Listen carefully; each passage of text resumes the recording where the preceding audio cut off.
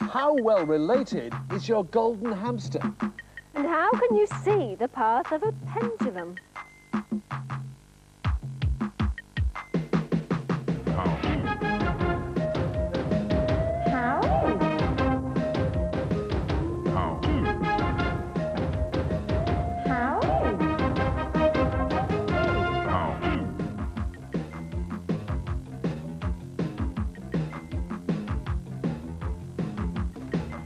How? How loud is a piece of paper? Not as loud as my shirt. That's true. It rustles paper, doesn't it? It's not very loud at all. It's not very loud, No, really? not at all. Whoa! What is that? Loud paper that makes you jump. OK, what you're going to need, you can make a paper banger. You need a piece of paper folded like that and like that. Fred, Half and take half. that. Carol, Yes. take that. Thank you. Follow my instructions precisely. What you do is you fold in each corner like this along that centre line, like that. Do the top Yes. one. And you do the same on the bottom side. Yes. Right.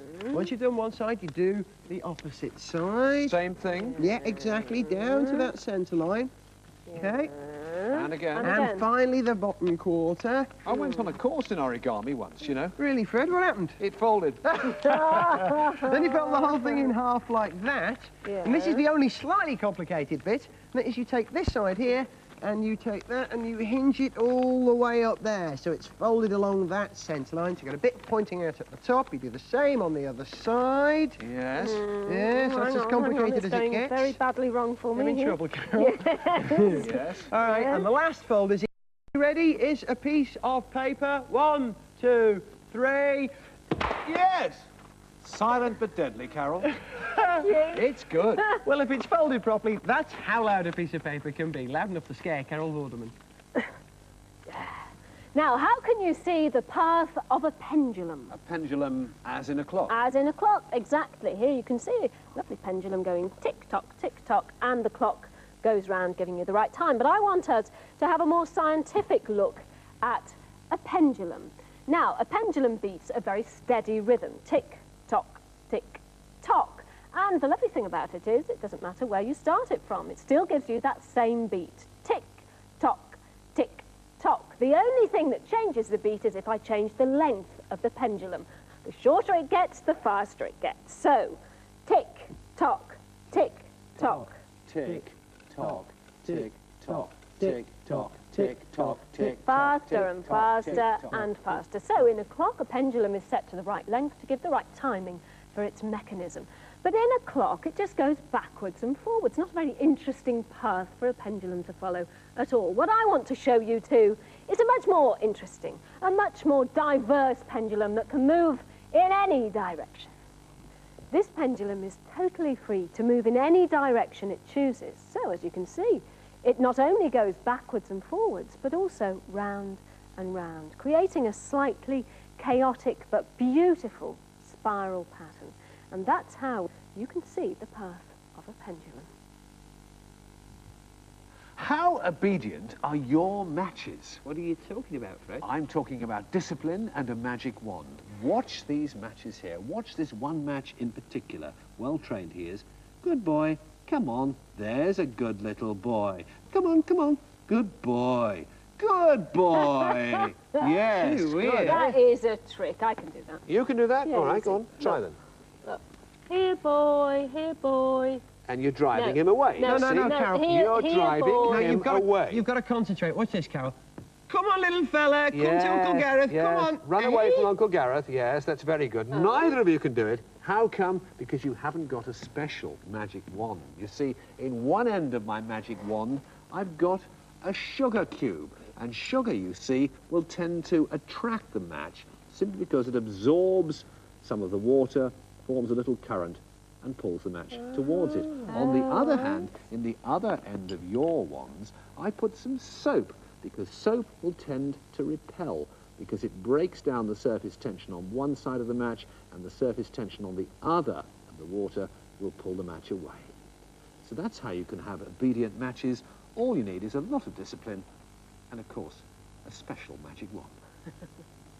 Very good, very good. How did we originate the phrase, here's one I made earlier? I thought I invented You did? You would have thought so. In fact, a lot of people believe that that came from children's television. I reckon it originated about 100 years ago in the Midwestern United States of America. Hello, portrait painter. Hello. Good afternoon, Good sir. afternoon. Would you like your portrait painted? What a cotton-picking, corking idea. Just yourself? And the family, of course. Okay, you go get them. Rather. You see, 100 years ago, portrait painters used to tour the United States of America offering to paint people's portraits. But they could only do this during the summer months because during the winter months, the weather was so bad, everybody stayed inside, including artists. However, they made use of their time by painting during those dark winter months in their studio. They would paint whatever they could. In fact, they would paint backgrounds. They would even paint the kind of people they would do eventually, their ma and pa. They might even do the variations on the theme like the whole clan. But they would leave out one vital detail, the actual faces of the people which they would paint in later. Here we are, painter. Me and my family, my wife. I'm more fiddle-dee-dee. And our cotton-picking kids. Little Billy Carroll, little Billy Fred. And, of course, Billy Toffee. Terrific, sir. Let me see. We got 2 adults and 3 kids. Hold on a second. I think, yes, look. Here's one I did earlier. Great. Okay, everybody. Big smiles today. Let's get the show on the road. And what a beautiful sun you got there, sir. And let me just capture that elegance of your whole clan. That's beautiful. Okay, finished. That was cotton-picking quick. Would you like to see it, sir? Rather. There you go. There's your beautiful family. Oh, the log cabins turned out awfully well. But where did the cotton-picking dog come from? Hey, you can have that for no extra charge, sir. Thank you. So, thanks to the awful weather in the Midwestern United States, that's how I reckon. How can you stop a baby from crying? A Mayan ball. It's a very special ball, musical ball. Makes a lovely sound. Now, Freddie, here's one for you, and here's one for you, Gareth, because each one makes a very different Musical sound. bells. Yes, absolutely. Very peaceful. Now, how does this stop a baby from crying? Well, when a woman is pregnant, what she does is at her most relaxed time during the day, she sits down, puts her feet up, and generally just relaxes and feels peaceful and contented. And those feelings are transmitted through to the baby, who also feels happy and contented. Then she takes the ball and rolls it around on her belly, and the sound is transmitted through her body. So the baby starts to associate the sound of the musical Mayan ball with this feeling of being happy and relaxed. So when the baby's born, and sometimes, as we know, they can be fractious and grumpy and start crying, the mother takes the ball and just gently puts it close to the baby's ear, and the baby hears that particular sound again, associates it with being contented, and falls asleep. And that is how you can stop a baby from crying before he or she is born. Lovely. Well, from the sublime to the faintly ridiculous, how well connected is your golden hamster?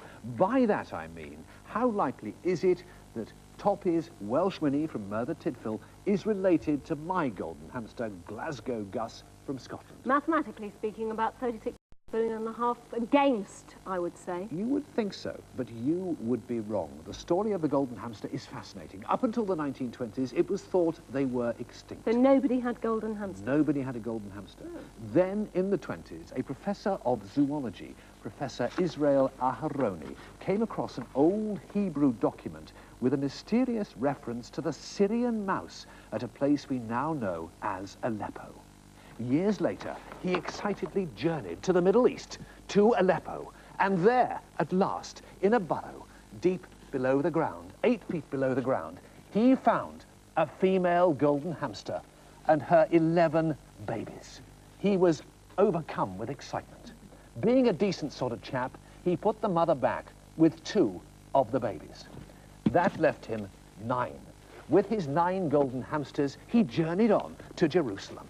Sadly for him, 5 of the little golden hamsters escaped.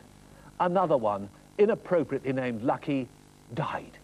But that still left him with 3. Come with me now to look at the golden hamster family tree. Because if we look at the family tree, there we will see, at the top of the list there, Mrs. Syrian Mouse. Now, we know she had 2 babies. Those were left with her. What happened to them, we do not know.